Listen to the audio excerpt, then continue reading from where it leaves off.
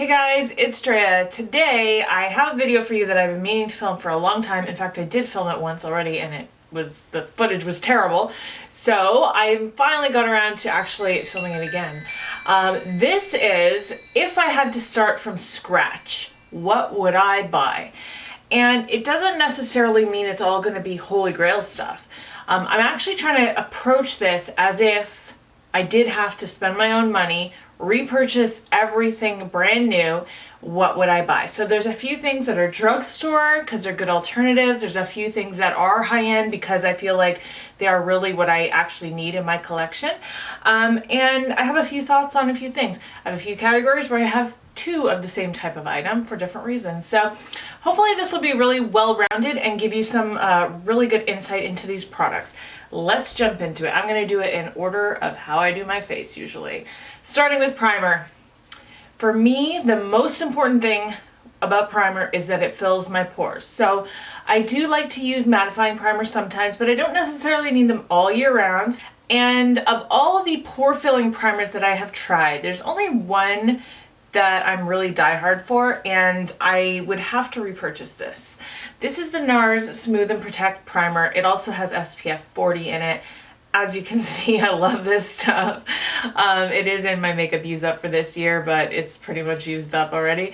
Okay, I used to like Benefit Professional a lot, and I still do, but when I compare this to that, there's almost no equaling this. Like, this actually makes your pores look like they have disappeared off your face.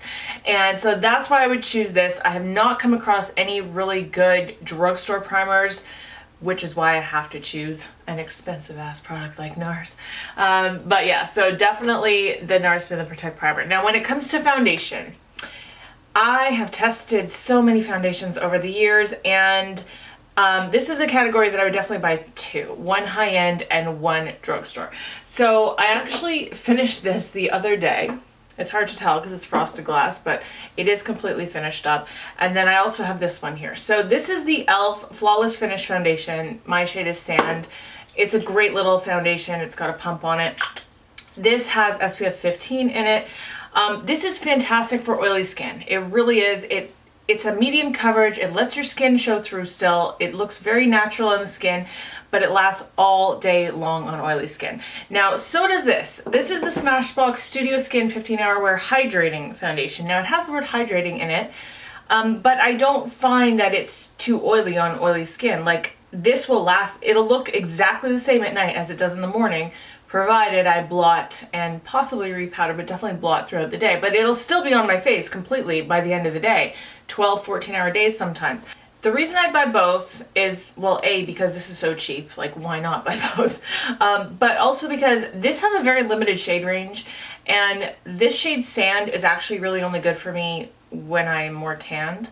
I haven't tried the other shades, I don't know for sure, but like if I go to Walmart today, they only have 3 shades of this there. So, you know, it's not quite as easy to find, whereas this is definitely a shade match for me. Eventually, if I were to build on a collection, this is fantastic for mixing with lots of other foundations. It's just a really good mixing foundation. So if I were to like build my collection from this starting point, I'd always like to have this in my collection just because this is like absolutely holy grail status for me. So there's those two. For me personally, I need a color corrector for under my eyes because I have very dark circles. Even a color corrector a lot of the times doesn't even fully cover them with concealer and everything. But this one is really good. This is the Hard Candy Cushion Color Corrector. Cushion Wonder Color Correct. There's no shade name on here, but it's the lighter of the 2 orange shades. It's got a little sponge tip. It's not like the cleanest thing, but it definitely works. I really love this. Out of all the color correctors that I've tried, in terms of a budget, like what this delivers for a budget is fantastic. And then for concealer, I don't have any drugstore concealers that I absolutely love that really cover me properly. So I would just go for this. This is the Estee Lauder Double Wear Stay in Place Flawless Wear Concealer. This is actually the exact same product as this, which is the YSL All Hours. I have tested them both now for months and months and months.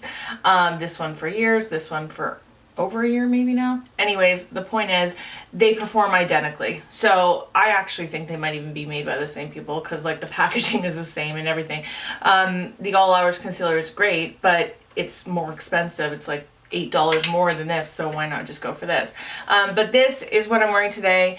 It's lightweight, it's very pigmented. It's not as thick as like Shape Tape, which is why I chose this, because it really just kind of is a much thinner layer of makeup on your face. Shape Tape can be very thick sometimes, but it still covers very, very well. So definitely this is holy grail to me. I wish there were more drugstore concealers that I loved. There are ones that I like, but nothing that is like if I had to start again kind of thing. So I have to go for this. So I did not include an eye primer in this because I can use concealer as eye primer, which is what I did today. Why not? Save yourself some money. So I'm not going to talk about any eyeshadow primer, but I'm going to talk about eyeshadow. Now this is also a category where I'm going to have two things. This was tough. I almost went for the Modern Renaissance palette, but then when I really thought about it, I thought, okay, if I want mattes and shimmers, why not just go for this? This is the ColourPop Yes Please palette, which is what is on my eyes right now. Now, the only thing about this, obviously, is it's incredibly warm toned. You could do like a neutral, like very neutral look just with a few shades, like the two browns and the cream shade right there.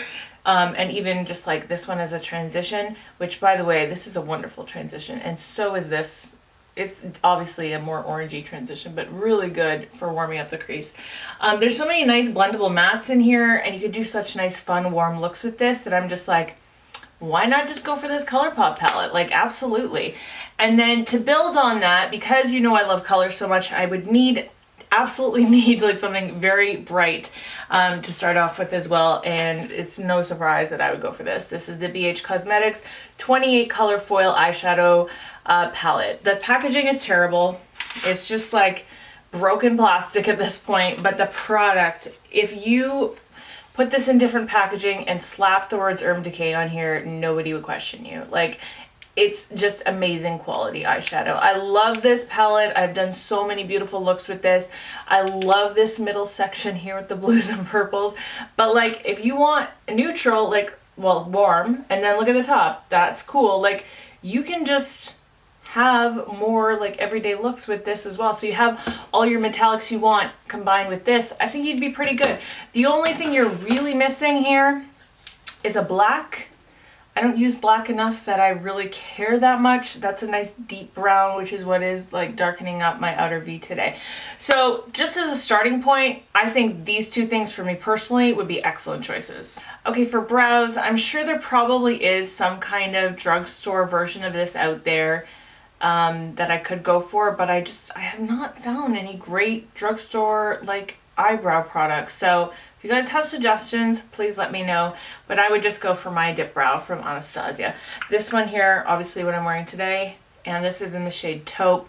Still not quite convinced that this color is right for me. Like, it's very bold. Even my husband said the other day, your eyebrows are very bold. And I was like, oh, I kind of had to stop and think, is this the right shade for me? This is even lighter than the one I used to use, so I don't know. I'm still like kind of not sure about the shade, but in terms of the product, I love this stuff. It gives me like a way to do my eyebrows super quick, because it's quicker than a pencil, because you can just like slap on a lot of product all at once. I mean, there has to be some precision, but you know what I mean. I just find it much more quick than using a powder or using a pencil. And also it stays on all day long. Like with oily skin, I often lose the tail with a brow pencil, and with this I never do. So it's gonna be my, yeah, great brows product. All right, powders. For under the eye, I have a lot of more affordable options I could go for, but recently I've just been like, you know what? Fine lines are part of my reality now, and I have a drier under eye. It's the only dry part of my face, and especially throughout the day, you could start seeing like a little more dryness right in here. You know, the longer I haven't had eye cream on since the morning, the more dry it will look. So for all those reasons, I really need to go for something that is super like smoothing and brightening and just perfecting. And so I would go for my Mercier translucent loose setting powder. So this is just absolute perfection under the eye. I love it so much. It just looks beautiful, and it brightens in a subtle way more than any other product that I have ever tried. Like, you get that nice brightening effect, but it doesn't look crazy like flashback, you know what I mean? It's just a little subtle. And then for on the face, like a face powder, I would choose this. This is just fantastic. The Rimmel Stay Matte Mattifying Loose Powder. So good at keeping my oils at bay for longer throughout the day than anything else. I love this stuff. It's amazing. All right, for face color products, this was tough. I thought long and hard about some of these. Bronzer. In one scenario, I almost said I wouldn't even buy bronzer because I'm so terrible at bronzer. It is like the one thing that I can never really truly get right, and it always kind of looks a little muddy or unblended on me, and I've watched many people do tutorials on bronzer. It is my like Achilles heel.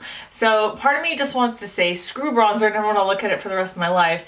But then again, like right now, in real life I look fine, but even on camera I'm looking a little pale. Sometimes that happens with bright lights, and you're just like, you kind of need bronzer to like bring life back to your face sometimes.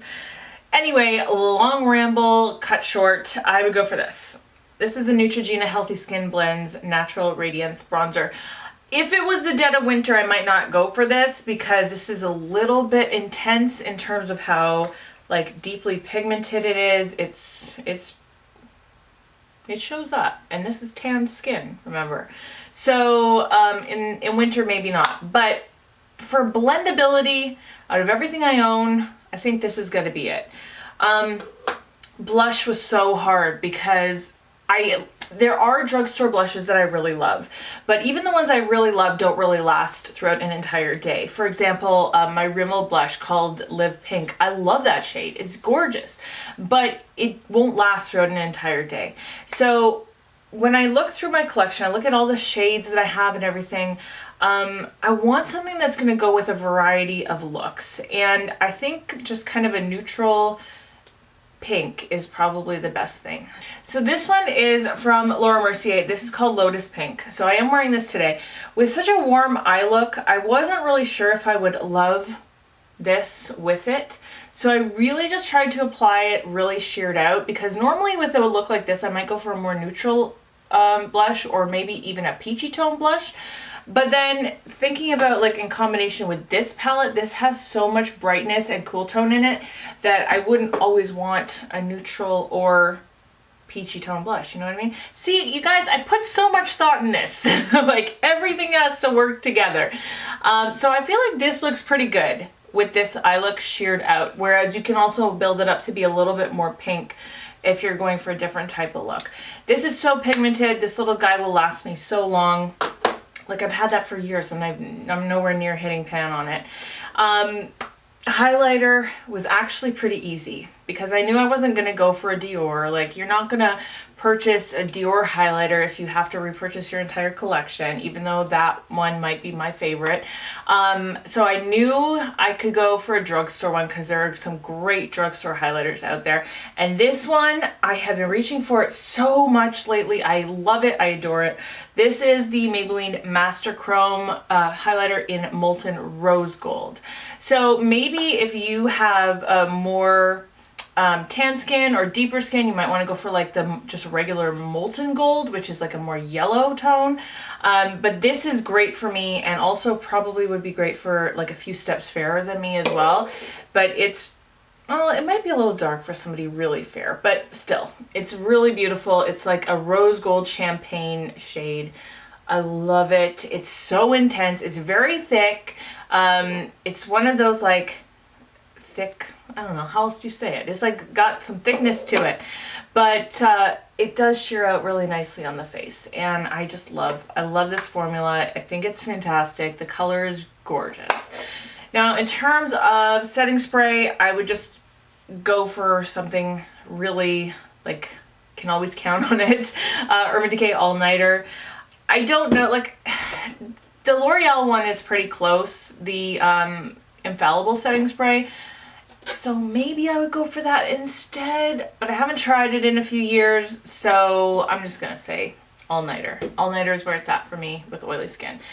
For mascara, you know I love my Essence Volume Stylist mascara, but that has fibers in it, and if I am going to purchase something for like top and bottom lashes, I just don't think it works that great on bottom lashes.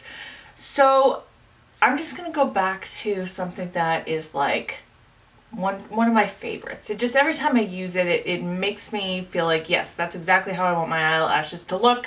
And that's from Urban Decay. It's the Perversion mascara. I don't have one right now, but I would definitely repurchase that one. The other one that really would call to me would be the Too Faced Better Than Sex. So maybe that one. This is another category I'm not 100% on, but I think I would go for the Perversion one. It's never steered me wrong. So lastly is lips. I would just skip lip liner altogether. I don't really think it's necessary. Like, it's something you can add to your collection later. This right here is my favorite lipstick. This is what I'm wearing right now. This is my Your Lips But Better color. I want a nude that's gonna go with every possible look, right? That's why I'm gonna purchase something nude or like pinky nude-ish. This one is from Too Faced. It's the La Creme lipstick in Spice Spice Baby. However, I do not know if you can still get your hands on this. This is my second one of this. I went through an entire one last year. That's all that's left of this one. Like, I love this lipstick, you can tell. But I go on Sephora and it's not there. So I don't know how easy it is to get your hands on. So if I couldn't get this one, then I would go for a drugstore one for sure. Because, you know, nude lipstick, why not? Drugstore is where it's at a lot of the times. And this one has been really great for me lately. This is from L'Oreal. It's a new formula they've come out with called the Color Re-Shine. And this is in Glossy Fawn. This doesn't have that horrible L'Oreal scent. It just has a nice vanilla scent. And it's just like a nice shiny like nude. Very similar. I would say Spice Spice Baby is a little bit warmer with a little bit more pink to it, whereas this one is almost like just a straight up nude shade. So I think this would be a really good one to start out with, just for a nice nude. And that is it. That's everything. Like, if I had to just have a collection and this was all that was in it, I think I could live with myself. Oh wait, I didn't talk about eyeliner, didn't I? I skipped it. All right, quickly. This is the NYX Matte Liquid Liner. I did struggle and think maybe I should do the Physicians Formula. Eye Booster Pen, this is fantastic. You notice both of these are drugstore. I don't think you need a high-end liquid liner. But this one is what I would purchase ultimately because it's matte, and I just prefer matte over shiny, which the Physician one is. And this is what I'm wearing right now. It's beautiful. It's a brush tip, which is what I prefer. A lot of people like felt tips. This has a brush tip. This takes a little bit of learning. It has a learning curve, but once you get it, you know? So that is it for everything. I hope that you really enjoyed this. Let me know if you have any alternatives that you think I should consider, because I would love to hear about it. And that's it for today. So I hope you're having a wonderful day. I hope you're speaking kindly to yourself, especially when you look in the mirror. I love you guys. I will see you in my next video. Bye.